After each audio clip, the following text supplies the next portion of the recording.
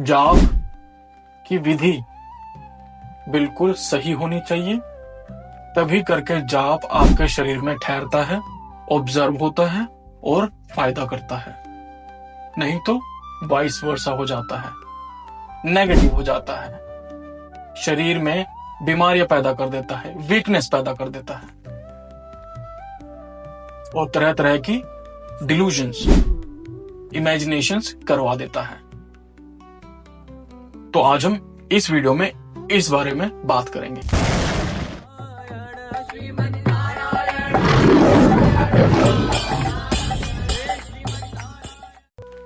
तो सबसे पहले बात करते हैं कि यूनिवर्सल एनर्जी, जो ब्रह्मांडिक एनर्जी है, वो कैसे वर्क करती है। जैसे आप प्रे कर रहे हैं और ब्रह्मांड को कह रहे हैं कि हे ब्रह्मांड, कुछ भी आपकी डिजायर है, कुछ भी आपकी विनती है या कुछ भी ग्रेटिट्यूड शो कर रहे हैं, तो जो यूनिवर्स से जो एनर्जी रिवर्ट बैक आएगी वो होगी जिस एनर्जी पर आप वाइब्रेट कर रहे हो। अगर आप दुखी होकर ये कहते हो कि यूनिवर्स, मेरे जीवन में बहुत दुख है, मैं बहुत दुखी हूं, तो ये मत सोचिए कि यूनिवर्स आपको खुशी वाली एनर्जी सेंड करेगा। तो ये वही एनर्जी सेंड करता है जिस एनर्जी में आप वाइब्रेट करते हैं। अब क्या हुआ, पहले पूरे यूनिवर्स से आप सामूहिक प्रे कर रहे थे, सामूहिक रिक्वेस्ट कर रहे थे। अब जाप किसी इच्छा से कर रहे हैं, किसी संकल्प से कर रहे हैं, तो उसमें क्या होगा, जो वो जाप की एनर्जी है, लेट्स सपोज के कोई इंसान त्रिपुर सुंदरी माता का जाप करता है, ठीक है, तो वो पर्टिकुलर एनर्जी अब डायमेंशनल, स्ट्रक्चर्ड और यूनिफॉर्म एनर्जी हो गई, क्योंकि वो डायरेक्ट उस एंटिटी को जाएगी, उस एनर्जी को जाएगी वो प्रेयर। बट वो जो एनर्जी है वो भी यूनिवर्स से कनेक्टेड है, समझे। तो जब वो सिद्धि आपके पास आएगी, जब आपका जाप इतना बढ़ चुका होगा, जब वो यूनिवर्सल एनर्जी के साथ वो सिद्धि आएगी और वो आके आपके साथ में या आपकी एनर्जी पर सुपर इम्पोज होगी और उसे पता चलेगा कि इसके चक्रास ब्लॉक्ड हैं, इसके चक्रास में यूनिफॉर्म एनर्जी नहीं है, बैलेंस्ड एनर्जी नहीं है, तो वो क्या करेगी सिद्धि, वो नेगेटिव हो जाएगी और उससे आपको इश्यूज आने लगेंगे, प्रॉब्लम्स आने लगेंगी। तभी कर कर बहुत से लोग अगर जाप करते हो तो उनका जाप शरीर के बाहर ही घूमता रहता है।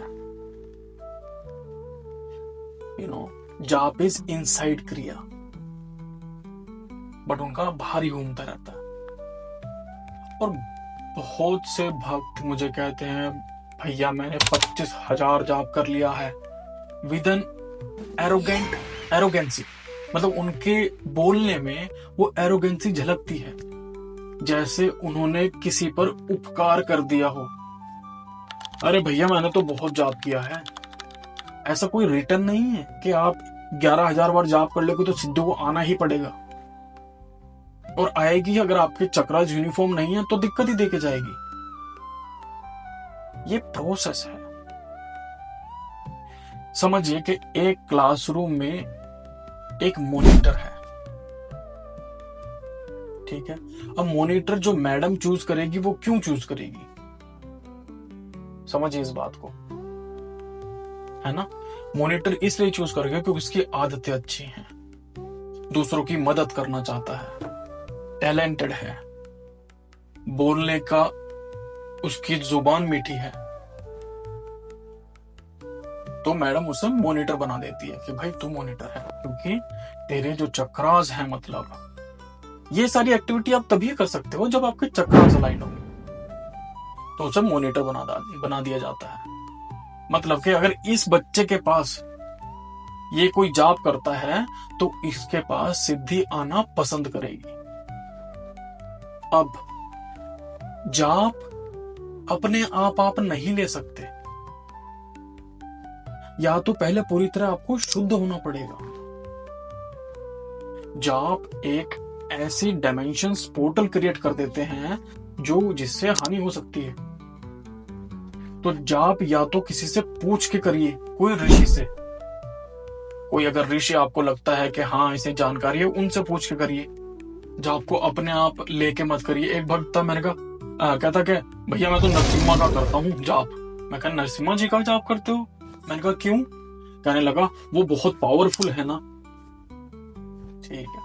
उसके बाद फोन करता है, कहता भैया नींद नहीं आ रही। मैं कि क्यों, पावर ज्यादा बढ़ गई क्या? समझिए, तो इस तरह की बातें ये सही नहीं है। ठीक है।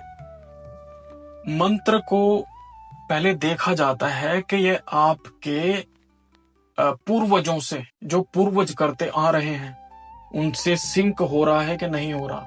आपकी चक्रास की शक्तियों से सिंक हो रहा है कि नहीं हो रहा। आपकी आदतों से सिंक हो रहा है कि नहीं हो रहा। तब जाके जाप दिया जाता है। ये कोई खेल नहीं है। हरे कृष्णा। जय शिव शंकर, जय महादेव।